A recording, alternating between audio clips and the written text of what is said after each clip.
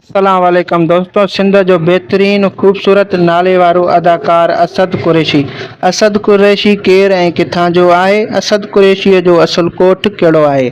असद कुरैशीअ जो तालीम केतिरो आहे ऐं असद कुरैशीअ जो संदसि पीउ जो नालो छा आहे?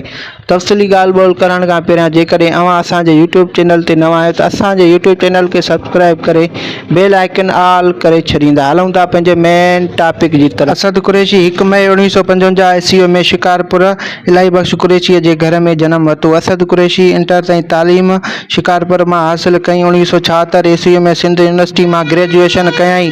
बाद में शाह अब्दुल लतीफ़ यूनिवर्सिटी मां साइंस में MA कयई। 1968 धारे फिल्मनि में बतौर डायरेक्टर जो कमु पिणु कयई। उन खां पोइ तालीम बि हासिल कंदो रहियो। असद कुरैशी खे ड्रामनि ऐं टेलीफिल्म जे दुनिया में मशहूरु डायरेक्टर अब्दुल लतीफ़ शाकी ऐं शहबाज़ दुरानी मुतारिफ़ करायो।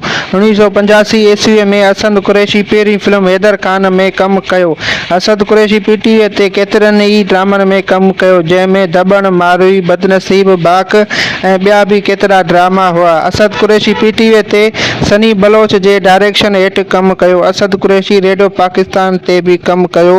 उन वक़्तु जॾहिं सिंधी चैनल KTN मुतारिफ़ थियो त असद कुरैशी KTN ते बि केतिरा ई फिल्म ऐं ड्रामा कया, जंहिंमें दरिया पार, सिंधु किनारी, होशू, सिंधु बादशाह, अल्लाह बादशाह, सरदार बादशाह, दुश्मनी, शेर अली जो ग़ुलाम बाग़ी, बारूद जी जंग, लोहीअ जी लॼ।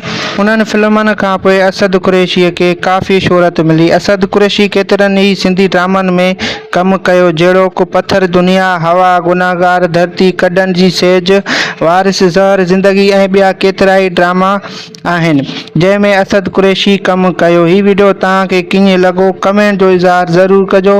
मिलूं था हिकु नए वीडियो सां गॾु। फ़िलहाल लाइ अल्लाह हाफ़िज़।